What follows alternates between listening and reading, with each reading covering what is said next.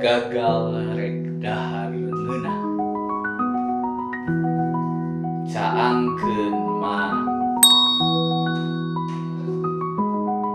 20 tahun kapengker, si Panco indit ka anyer, kakuring menta dianteur, oge ka babaturan nu lalieur. Nalika peuting di tempat tujuan, beuteung kekerbekan, hayang dahar teu katahan, tapi duit teu nyukupan.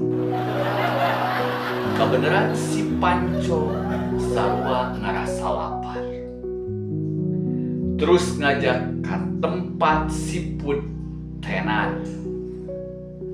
Sabab manehna sok hayang katanggar, kabeh atoh da pasti si Panco bakal lumayan.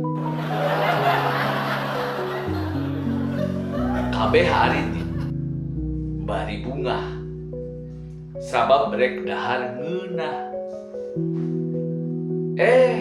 Di jalan si Panco balangah, dincak dimunding haneut bekah. Akhirna balik deui ka imah, jadi nama nuangan mie atah. Omat sobat, caangkeun tong loba miharep kamah.